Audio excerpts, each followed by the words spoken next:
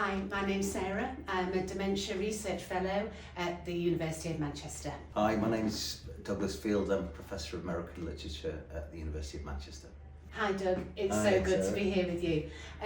I was wondering if we could start with what's brought you here, your experiences, and what's brought you to the writing of the book, and why is that so meaningful to you? Yeah, I mean, I've been working on the writer James Baldwin for 25 years or so. So, American writer, African American, queer, civil rights activist, who would have turned 100 this year. So there's been quite a lot of activity and noise about him. I got into him largely through my father, who was the first person in our family to go to university and went to Cambridge to Fitzwilliam College in the 60s. And he was at Fitzwilliam College, which was a college traditionally for people who came through a non-traditional route. Some of the posher colleges had more well known, but they tended to be, the kind of Tory, the Tory faction and so forth. And whilst he was there, he went to see James Baldwin talk. He gave a talk at the Student Union in February 1965, where he debated with the conservative polemicist William F. Buckley. My father was there. I don't think he was there in the main hall, but there was there was so much interest. There was a kind of antechamber, there's another room, and there was CCTV where you could watch it. And he remember saying that he peered in as well into the main bit. But he was present and it was being filmed for the BBC. And he told me, I remember him telling me that, well, partly because he went to so few lectures. He said he went to 3 lectures in his first year. He didn't, he read a lot, but he didn't read necessarily what was being said, which is interesting for me now teaching literature at university. And he said he was really just hugely influenced by Baldwin's magnetism and his charisma and his political energy, and really turned off by William F. Buckley, who was a very suave, Yale-educated, very moneyed, and frankly racist. He was a partly politician, but he was really a conservative writer, So he had this very thumbed corgi edition of The Fire Next Time. And I remember seeing it and my dad telling me about it. But my dad never really told me what to read. He had lots of books and they were there and I could pick them off the shelves and read them. So that was the Baldwin connection. And then about 5 or 6 years ago, my father was diagnosed with Alzheimer's, or as we'll probably talk about, probably Alzheimer's, because as I understand, there's no certainty about it. And I was asked by a couple of different publishers to write a book on Baldwin to tie in with the centennial. And I didn't really want to, actually, because I'd written 2 books on Baldwin. I've got other interests. And then I was actually in Belgium, funny enough, at the same place I'm flying to tomorrow. And I was sitting in a hotel bar thinking about my dad. And I was drinking Johnny Walker Black Label, which is Baldwin's favourite drink. And after the second, or probably third, I had this idea about tying in my father's experience of seeing Baldwin and thinking about Alzheimer's disease, and particularly the ways in which a lot of Baldwin's writing is about memory, place, fathers and sons, and illness. So it became something that was very natural. It became quite organic. So I started writing it, and then I pitched the idea to the editors at the Times Literary Supplement, and I'd written several pieces for them before. They have a freelance section where it's a mini kind of diaristic essay, and they said yes. And then I wrote that, and I got a lot of good feedback from people. Some people who had been taught by my father, who's an English teacher, other people who didn't know my father but had some experience of Alzheimer's in their family. So that's how it started. And then I worked with a very good editor and a couple of editors at Manchester University Press, who really encouraged me to write the book. So that's the genesis of the book. And it's so meaningful. Having read it, it's so meaningful how you link your experiences with your father growing up and his experiences with Baldwin, obviously, but to now how you see him through what we might call the veil of Alzheimer's. Yeah. I was reading. I mean, it seems to be such a topical subject at the moment. I mean, I was wondering if it's partly because, I mean, this is your field of research, so you'll be, something you think about and work on every day. It's something I'd heard about, but I didn't understand very much about, and I think it was the kind of lived experience of it first that made me think about it and think about the impact on my family. I've got 3 sisters, and my parents had been married they were married in 1968, July, I forget the date, sorry mum, in 68. So 50, trying to do the maths, 54 years or so. The impact on my mother, who'd been living with my father, who was increasingly difficult to live with, whether it was, he was very fastidious growing up about take long baths, and he put this, was it yacht oil in his hair? It wasn't really slick, but it would just, he'd shower and bath and bathe and then put it on. He just smelled good. I mean, he had bad taste in aftershave. Jovan Musk was his, it was cheap, kind of nasty musk, but he always smelled good. Yeah. I mean, he smoked and drank, but even then there was a faint whiff of tobacco, but it was quite pleasant, and he, at least to me, and then he was very well dressed. And then when he started really suffering from Alzheimer's, he didn't want to bathe. It was like getting a toddler, which I know needs to wash their hair. He didn't want to, and then he wanted to wear the same clothes all the time. So my mum started buying duplicate versions, and then she would, when he fell asleep, she would kind of whip off the belt and change it around so he didn't know. So it was difficult for her, it was difficult for my sisters, all of whom lived nearby. So I live a few hours away. So I was spared from some of the really difficult moments of seeing them. But yeah, it's been a really difficult experience, but quite useful one. And I think all experiences in life are useful to some extent. And though I wouldn't wish it on anyone, it is what it is, and this is what's happened, and we find ways of coping with it. And how long do you think it was from your dad or your mum noticing that things were changing to now? How many years has that been? Well, it's a good question. I think in hindsight it was much earlier than any diagnosis. I'm sure this is the case. So you'll know better than me, but as I understand it, with the kind of plaques and tangles that usually start to kind of suffocate bits of the brain. I imagine it's kind of attritional, that they don't just appear overnight, so that they're starting. Is that right? They're starting to kind of cloud, or I always often picture it like algae on a rock by the coast, and it's covering it. So in hindsight, I think probably a decade ago or so, there were certain symptoms. For example, he used to travel a lot and was quite a relaxed traveler. Then he became increasingly anxious about traveling in particular.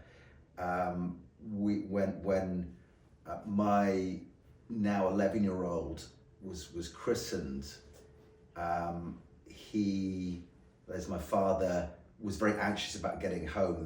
There was a storm that was brewing, and he was a very confident driver, would have just driven through it, but he didn't want to come back to the meal afterwards. And I was at the time I was a bit embarrassed, because it was my now parents-in-law put on a meal, and he was terribly anxious about it, and went back. And then that anxiety increased, and he became obsessed with checking for his phone, keys, wallet, and he became fretful. He was checking, frantically.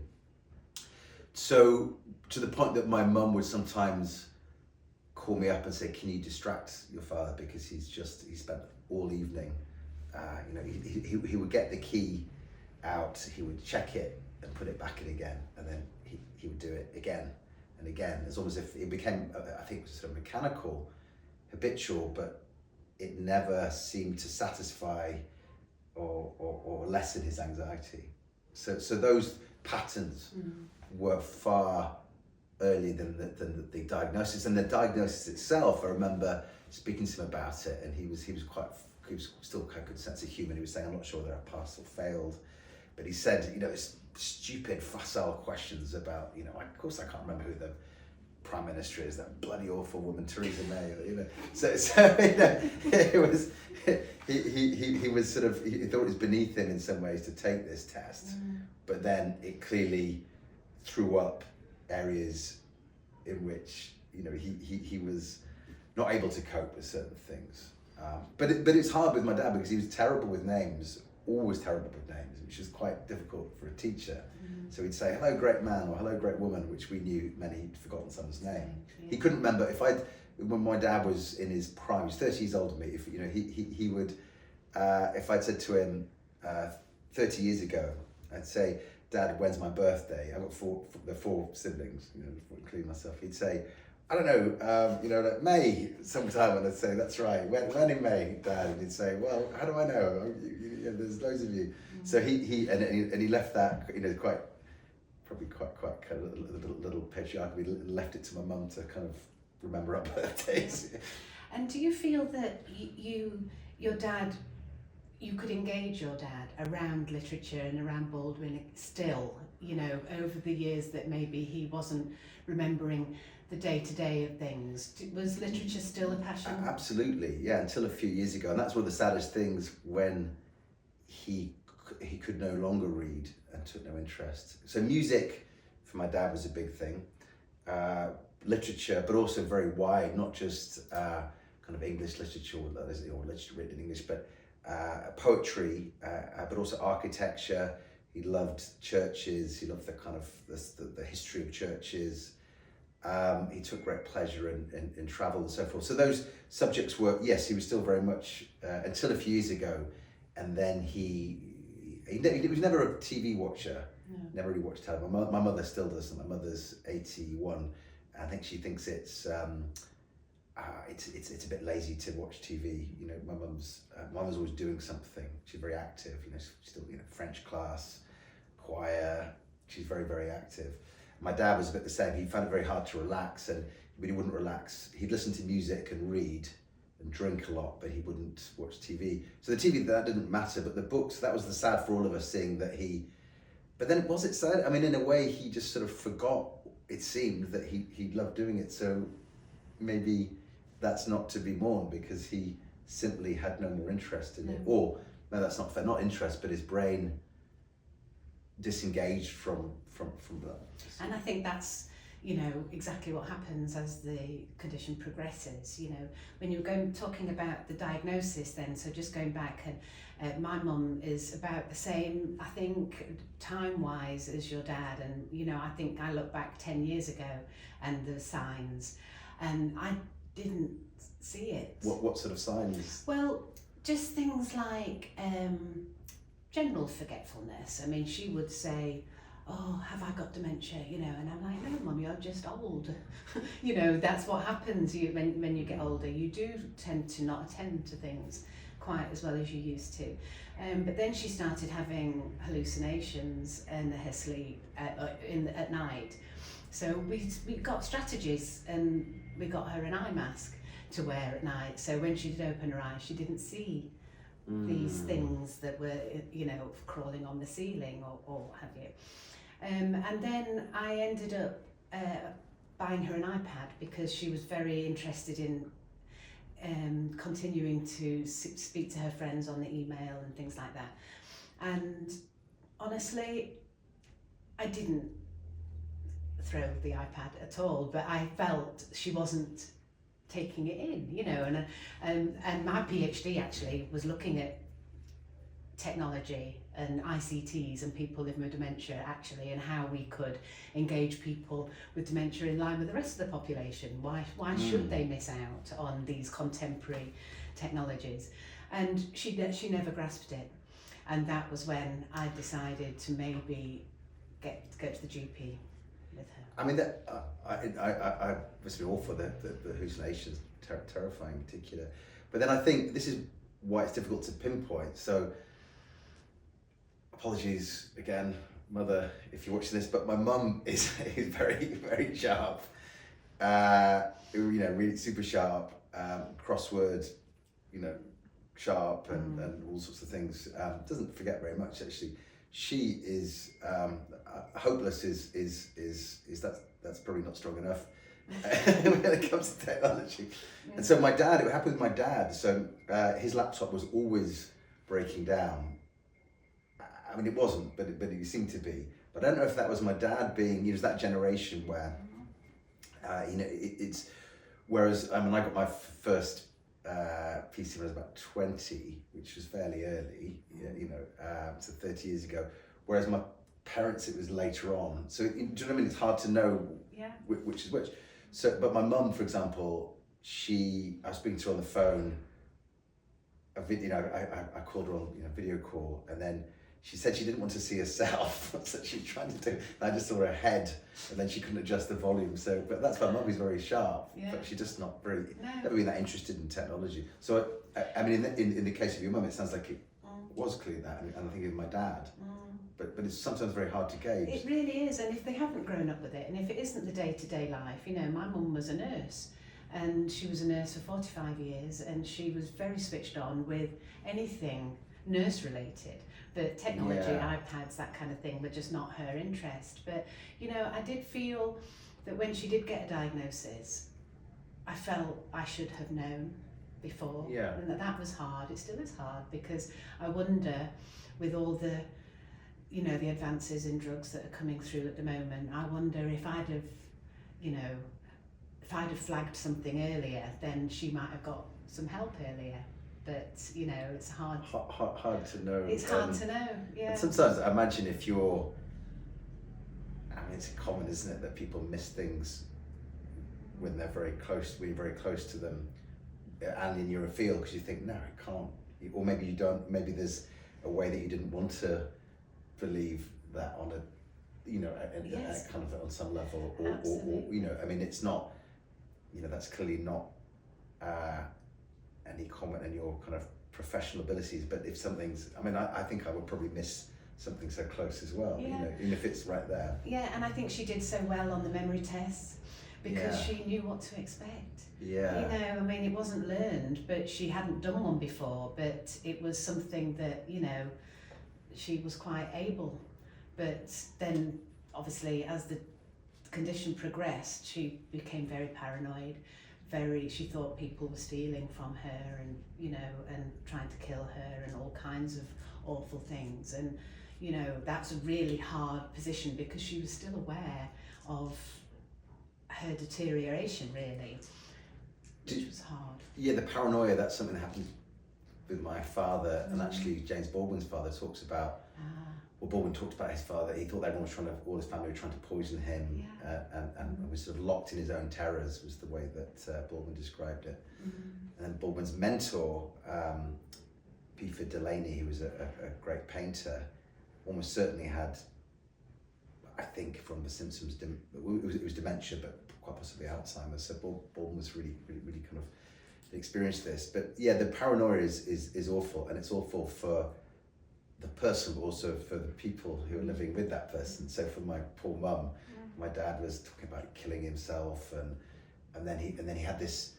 kind of idea that the only people who really understood him were homeless men and women, by the River Severn in Shropshire, where they lived, and he would spend time there. But then we were concerned that they were taking advantage of him, because he still had a cash card, didn't want to take that away from him. So like that day, he still remembered that he smoked, and he would go and get these little cigarillos, and it was good for him to have the independence. And the local Tesco, they kind of knew, and my mum had said, look, he might forget to pay, for example, or something like that, but he's not, it's not deliberate. So yeah, it's the paranoia, I think, is particularly difficult, and it's perhaps it's almost as worse for those around, It is, and I think that's what's so, the increased awareness that we are getting now as societies and communities and researchers, and all the work that's being done, it's so positive going forward, because really 20 years ago it was all still a bit of a mystery, and we were still talking about asylums and things like that, that just aren't appropriate. And I think what's so fantastic nowadays is that we know our awareness is increasing, that people are still the same post-diagnosis. They're still the same person, they're just living something, and it is a trauma, and we have to embrace that, really. But certainly my research is very much focused on how we can enable people to retain their participation in society, because we have tended to neglect that, I think, in the past, and we have put people away as not able anymore. But I think it's this strength-based approach rather than this deficit approach that is really important now, still in the absence of a cure. We need to enable people, don't we, as much as possible. I've read accounts of trials where people living with various forms of dementia have kind of lived together and been very proactive in terms of being more autonomous and supporting one another. It reminds me a bit of like the kind of Swedish models of prisons that are much more, And it's fascinating. I read quite a few books, popular science books mostly, but that fascinated me as, there are alternative models as opposed to fairly, I don't mean unregulatedness is nursing home and care homes, but they're regulated, but there's no standard of practice when it comes to dementia. Is that right? There isn't, and there are different models, like you say, and we are trying different things. And certainly in the Netherlands, they started with the dementia villages. Yes. Which is really lovely if you're wealthy. And that's not the majority of people. And and a lot of the critique came from, do we want to put people living with dementia behind a big wall and pretend that that's different behind the wall than it is? Why can't we embrace people living with dementia in the community where they belong? I imagine it's partly that cultural thing where in some countries they see it as barbaric that we in this country, in the United States, put people in care homes and nursing homes when they get a bit old and inconvenient. Yeah. Whereas culturally, in other societies, they have them in the family, so those older people. So, it's fascinating though just to think about other models. I think though in the case of my father, who went initially for respite, apparently this is quite common, and then didn't come out again. But actually, strangely, he asked my mother the first night. She said, "Are you staying?"